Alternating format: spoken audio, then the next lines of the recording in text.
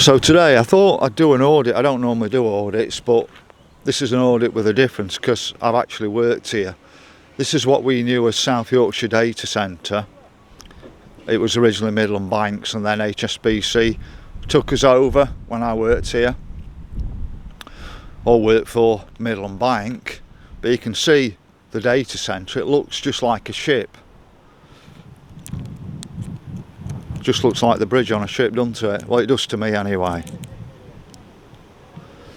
So I first came across this site in 1984. I was working at British Steel Rotherham at the time at Brinsworth Strip Mill, and we didn't have permanent jobs. We'd done our 4-year apprenticeship, and we just got used as supernumeraries, just moved around the steel plant. And I'd heard a couple of our guys had moved to Midland Bank, and I'm feeling a bit jealous about it. Anyway, one of them contacted the head of process control at British Steel Rotherham and told us about some jobs. So I went for an interview at Griffin House in Sheffield to start with. Then I didn't hear anything for quite a long time. I thought, well, that's it, no chance of getting in at Midland. Then a second interview came along, and the second interview was actually here, so it was in 1984. And I walked in those days, I didn't have a suit, walked in with I looked smart, got a tie on I think, but I got a Wednesday jumper on with an owl motive on it. Went down really well with the guy interviewing me because he was from Everton and he was a football supporter. And a few weeks later, one of the lads at British Steel told me he got offered the job. And when I got home, I thought, do you know what, I bet I've got an offer when I get home. And I got an offer to work at Midland Bank. And I didn't come and work here to start with. I worked at Griffin House in Sheffield on the voice section. Then after a year, I came here for some more experience on the operations side. Now, I was really impressed, as you would have been at that age, I think, but now I see things very differently. So you can see the security down there. So you've got a security cabin, so the guys are in there, and then just at the side of it you'll find some turnstiles. Should be able to just see those turnstiles. So you can have if you work there, you've got a card to get through that door automatically. If you don't, you have to have a word with that security guy. That's even if you worked at Midland Bank. And then you go through or up a inclined slope, or you did at one bit which was covered. Then you come to another security access with more bubbles. But to get round the site, you have a card, and it's extremely disorientating. Even I worked here for 6 months, and I still used to get lost all the time. I used to feel totally disorientated in the building.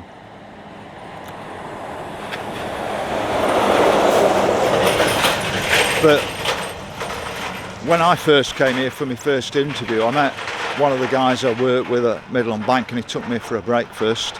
I think in those days there was a free breakfast.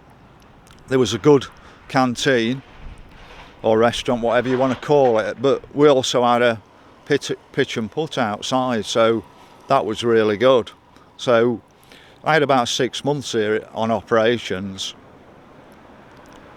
and the social side of it was extremely good, but it was quite, 1984 inside it, to tell you the truth. I think it goes down 2 or 3 levels into the ground. I never really understood it, if you know what I mean. I just felt disorientated in the building because it gives you that feeling. But going back to the purpose of the building, so it was the main data centre for Midland Bank in those days, and you got a computer room A and computer room B. Now, I've not worked in there since 2000, so things may have changed quite radically since then. So this was probably the main data centre for the country, but also there was one across at Bootle in Liverpool.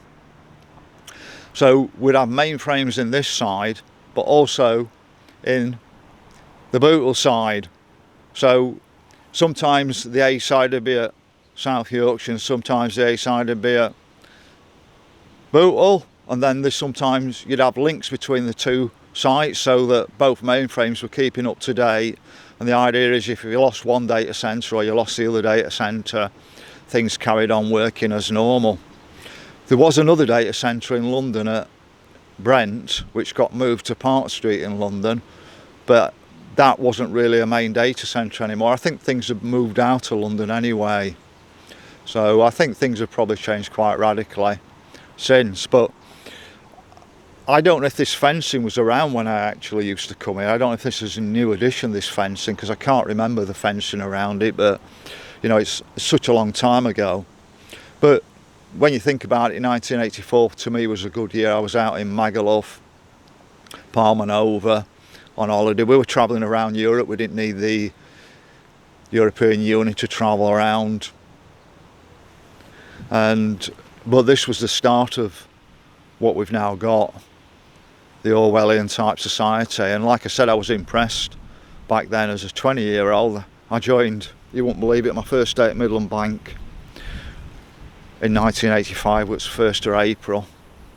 And when I walked in, they said, we weren't expecting you today. So I didn't work in Griffin House to start with. I worked in Jubilee House, which was just down the road. It really lovely in Jubilee House, self-contained unit. Walked in through the doorway, it was all marble. But we had one room on one floor, and that was the voice section. About 8 or 9 of us working in there. Really good team atmosphere, friendly family, if you want to call it that. And we had our own kitchen and everything, so it was really nice in there. But after a year, they moved us into Griffin House.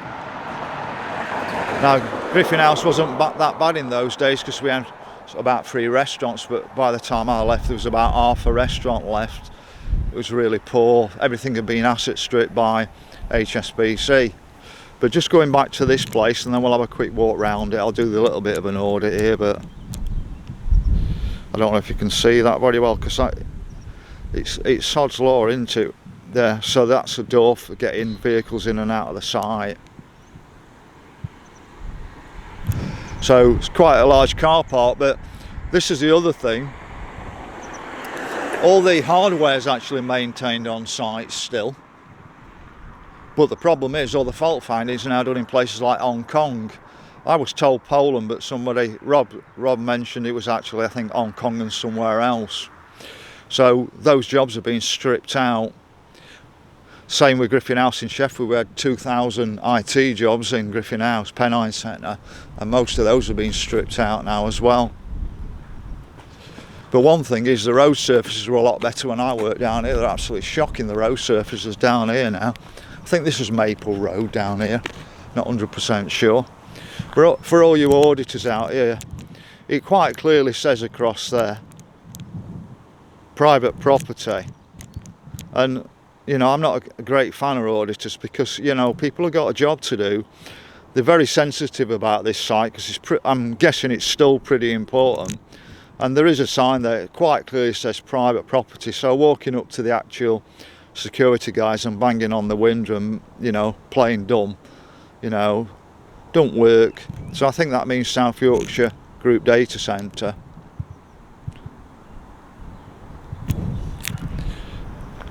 And I'll just show you up here, give you a better idea from this angle of the building.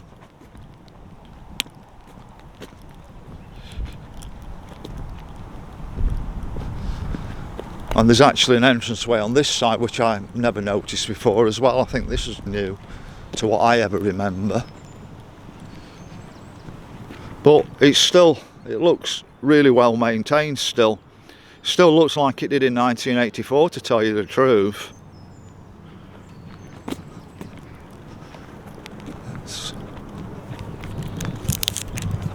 So this is another angle on the building. You can see the centre of it. Now I'm not sure, I can't remember now whether the restaurant was actually on that centre core up there or it's on the right hand core. But I remember coming out the door onto like a pitch and putt, so I reckon it's this right hand side. Like I said, I worked in there 6 months. I always felt disorientated. and it was, I think there was an H.G. Wells film about the things to come, and really it was 1984, and it was certainly a sign of things to come. I mean, I left HSBC in 2000 because I didn't like the future. I didn't like the way the banking industry was becoming more and more Orwellian. It was a family type business. When I joined in 1985, Nick White was the head of Group Telecoms, and he used to come up from London, but he was also on the board of directors, come up and shake your hands. You call him Mr. White, but you know, those people actually cared about us. Nowadays you call them by the first name, but they don't care about you at all. So I'm just trying to show you the funnels on it. I can't see it on my screen again. There, you can see the funnels. So I'm not 100% sure of the purpose of those funnels. I don't know if they're there for decoration because it looks like a ship, which is possible. But to me, this predates Teletubbies, but to be honest with you, it looks like Teletubby land, doesn't it? Because I remember watching Teletubby with my nieces and nephews and thinking how creepy it all looked, Teletubbies. Not like Camberwick Green. And then when you look at this predates Teletubbies, but you know, they've been conditioning the kids with Teletubby stuff. So you can see what's been going off for years and years. So the headline on my video is going to be about Teletubbies. And then this is the bit, I can't remember this bit being here when I was at South Yorkshire Data Centre, because I can't remember coming through these turnstiles or having the option to come through turnstiles. I don't know what they're actually here for, because there's a massive car park, as you can see here. There's hardly anybody on it anymore because nobody's working here. Well, very few other than the maintenance staff on the hardware. All the actual fault finding, like I said, is now done in Hong Kong or wherever. But I can't see the point of this actual turnstile here, because they're never going to overflow onto the road, are they? So I don't know what that's actually for, but you can see that big gate there. So I don't know what that's all about, because I showed you the other entranceway on the other side, so I can't see why they'd have two entranceways. Like I said, I can't remember this one in past. So that's just a quick audit of South Yorkshire Data Centre. But my advice is, when you come here, stay away from the grassed area over the other side. You know, these people, it's a really important site. I'm guessing, like I said, I'm guessing it's still a really important site, and they really don't want hassle from people auditing it. So that's a quick update. I probably told you as much as I can. Don't know how much it's changed, but goodbye for now.